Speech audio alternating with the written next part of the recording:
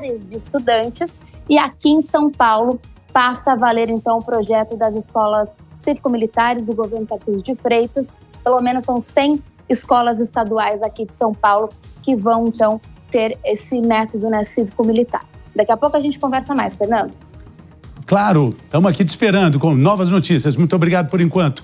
Vamos aqui na nossa bancada democrática, plural, falar sobre um também assunto interessante.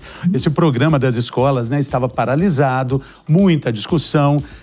Existe, por um lado positivo, a sensação de segurança que essas escolas proporcionam. A gente não pode deixar de falar dessa situação de vulnerabilidade nas escolas, um ambiente de bullying, um ambiente que, em muitas regiões de São Paulo, escapa do controle. Talvez a escola trouxesse um pouco mais de rigidez para isso. Mas talvez trouxesse rigidez demais.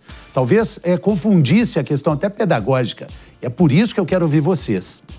Essa questão de escolas cívico-militares é um problema, né? A gente vê que, tudo bem, as pessoas às vezes citam um número ou outro isolado, mas o filho das pessoas mais ricas dificilmente estuda nessas escolas. Se a militarização fosse a solução para a educação, os países que são lideranças em índices educacionais no mundo, Finlândia, Coreia, fardariam, até a própria China, fardariam todos os seus alunos.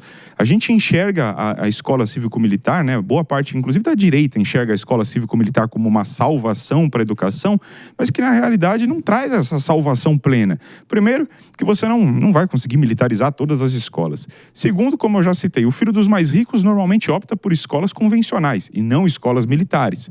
E parte do pressuposto de que os mais ricos, por terem condições, normalmente escolhem os colégios que são os melhores para os seus filhos. E os militares não estão nessa lista. E os países referência não têm a militarização como fundamentação da educação básica.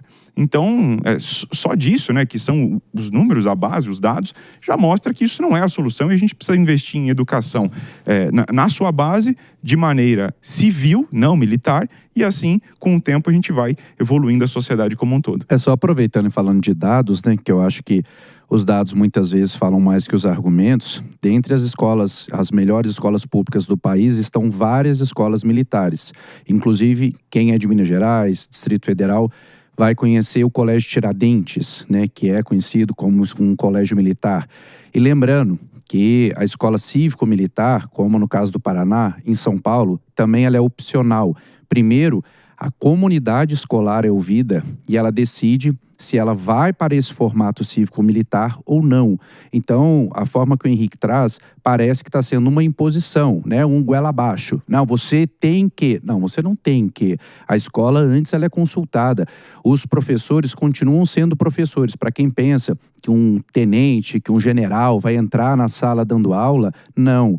O que existe é uma mudança do modelo, mas a didática continua sendo ministrada por professores, cuidado por pedagogos. Então, não existe, né, como parece ser apontado para o Henrique, um modelo em que ele vai entrar quase que num internato para o exército. Não, o que está havendo é um processo de, vamos dizer, talvez, resgate de alguns valores, de alguns princípios que antes eram colocados como prioridade nas escolas e que foram se perdendo, né, por N motivos, e também aumentar a sensação de segurança dos alunos, das famílias, né? Nós vimos, infelizmente, ao longo dos últimos anos, inclusive no Brasil, que antes não acontecia, ataques a escolas. Então, vale dizer, primeiro, que é opcional, a comunidade escolar decide. Segundo, que os dados mostram que vários colégios públicos militares estão entre os melhores do país. Então, se você tem um filho na região onde vai ter uma escola agora adotando esse modelo, talvez você deva considerar esses dados. O Henrique vive numa utopia, né? Na utopia dele, o que acontece é que você chega na escola militar, cívico-militar ou militar que seja, seu filho veste uma farda, agora ele tá no exército e ele vai aprender a atirar. Não é isso que acontece, né, gente? A escola cívico-militar, Matheus bem pontuou aqui, a diferença é puramente organizacional. O currículo é o mesmo, só que você acrescenta alguns aspectos.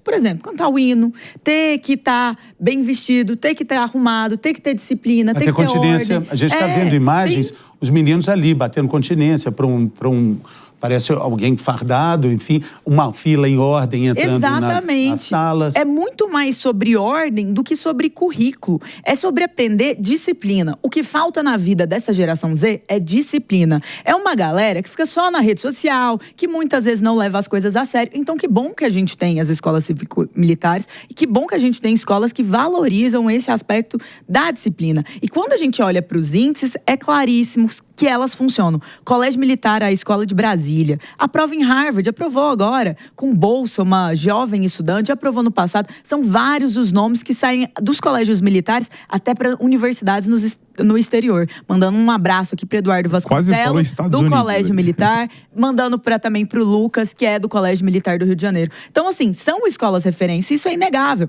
Agora, o que não dá para levar? Uma politização, quase como se fosse um aspecto de querer deixar esses jovens com uma cabeça não criativa ou aspectos ligados a isso. Porque não é isso que acontece. Não é um aspecto dirigido à parte curricular.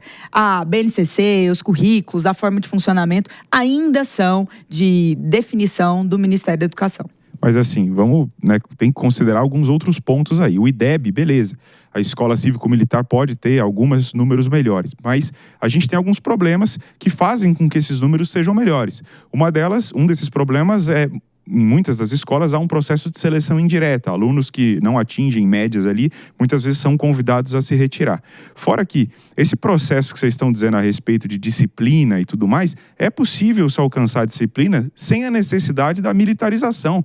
No momento em que, para você conseguir que os alunos sejam disciplinados, você precisa de uma estrutura quase que policial ali dentro do colégio, você demonstra que, sim, há uma falha na sociedade que precisa ser corrigida, mas não através da militarização. Há outras formas de corrigir isso. O investimento em educação, por exemplo, é um deles. Porque as escolas cívico-militares, o custo por aluno já é mais elevado. Se você pegar esse custo por aluno da escola cívico-militar e trazer para uma escola convencional, muito provavelmente você também vai ver melhora no desempenho. Entende? Então não é a militarização que resolve o problema. Não, mas a questão é, Henrique, embora eu concorde com você em um aspecto, também acho que a gente deveria ter disciplina e ordem nas escolas comuns. Agora, a pergunta é, por que nós não temos? Então, eu adoraria dizer que a gente entra nas escolas e elas são organizadas, a gente vê ordem, a gente vê disciplina, mas a gente não vê. Então, o fato é que isso sirva, inclusive, de estímulo para que o governo, tanto o governo federal quanto o MEC, eles mudem as políticas, né? E a gente passe a ter, então, uma escola funcionando de forma diferente. A gente bate muito aqui na tecla, a educação básica no Brasil é falha. Aqui no Brasil se implementou um modelo de dar acesso à universidade, mas começou a reforma pelo telhado. A base da casa, ela é frágil. Então, a gente tem muito aluno que entra na universidade sendo o analfabeto funcional. Ele até sabe ler, mas ele não entende o que ele está lendo. Então, a gente precisa ter essa correção da educação básica e, de fato, o colégio militar, ele se torna um grande exemplo. Então, se outro colégio ele não quer aderir a esse modelo cívico-militar, mas ele quer aprender, que a gente faça uma coisa que a gente chama de benchmarking, que é o quê? Que é um comparativo para você aprender. Deixa eu ir onde está dando certo, porque aí eu também posso melhorar. E eu vou até além. O Henrique pontua aqui uma coisa, por que tem que ser assim?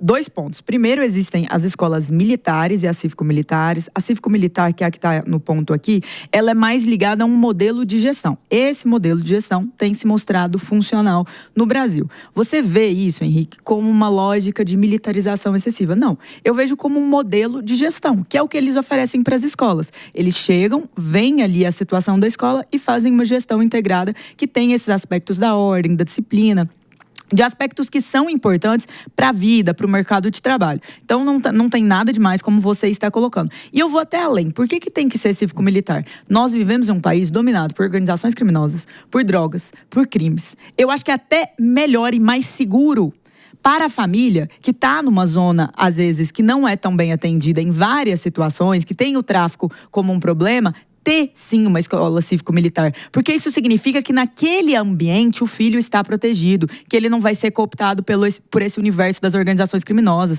das drogas. Então, até mesmo nesse aspecto, eu diria que é mais seguro e mais centrado na segurança do aluno e da família. Um fato que é essencial, porque nós hoje perdemos muitos jovens por evasão escolar para uma dinâmica de drogas, para uma dinâmica de sequestro, algo que nós precisamos coibir. Numa escola que você sabe que existe ali pessoas que são, sim, tem algumas que estão na gestão ligadas ao Exército, provavelmente você não vai ter tanta coragem de vender droga, não é mesmo? Muitas pessoas comentando sobre isso aqui. Recebemos aqui uma mensagem lá de Curitiba. A Vanessa está dizendo: a cívico-militar funciona muito bem aqui em Curitiba.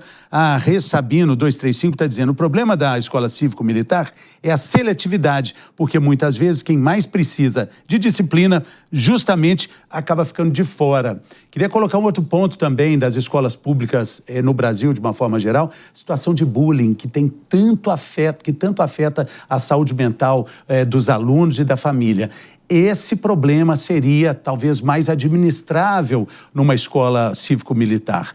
Mas também queria colocar a ponderação de que, aliás, um ponto de interrogação: escola é quartel? Interrogação. Escola não é quartel, não deve ser quartel, né? A gente não está preparando nenhum soldado para a guerra. O que a gente está preparando são cidadãos para o mundo, para que eles saibam quais são os direitos, quais são os deveres, como se comportar nos ambientes, evitar a fuga para o crime como a única solução para melhorar de vida da família, que nós sabemos que muitos, infelizmente, eles não vão porque eles sonham com o crime. Eles sonham com dar mais qualidade de vida para a família. Então, definitivamente, uma escola não deve ser um quartel, mas nós temos que nos lembrar que o modelo militar, ele não existe só pensando na opressão, só pensando em combater o crime. Quando nós olhamos para os atletas olímpicos, vários atletas olímpicos, eles só conseguem ter um lugar para a sua formação, para o seu desenvolvimento e para os treinamentos dentro de ambientes militares. Então, quando a gente vê esse modelo ser adotado para a educação, e o Paraná já mostrou que os números vêm e que o resultado vem, a gente não está falando sobre colocar um modelo militar no sentido de estou formando um soldado para a guerra. Não, eu estou formando um cidadão de bem. E claro, gente, que exista fiscalização, que os números sejam acompanhados, né, que os alunos sejam acompanhados, inclusive nesse aspecto do bullying, que infelizmente hoje, com a saúde mental cada vez mais crítica, nós precisamos olhar sim para as crianças, para os adolescentes e cuidar desse aspecto. E certamente, em um aspecto onde a gente tem mais disciplina, mais incentivo ao respeito, e é aquele respeito, gente, do dar o bom dia, do pedir com licença, de pedir por favor, que infelizmente muitas crianças e adolescentes perderam esse hábito. Então, o que eu acredito, e repito, que seja feito com fiscalização, é que nós vamos ter um modelo que vai educar melhor, não só em termos didáticos, mas também para a vida. Jazz? Então, eu não acho que a escola tem que ser um quartel, mas eu acho que ela também não pode ser um parquinho onde você não tem direcionamentos e limites. Eu dou aula, né? Eu dou aulas de debate aí na Debate Moon, no Instituto Brasileiro de Debates, em muitos espaços.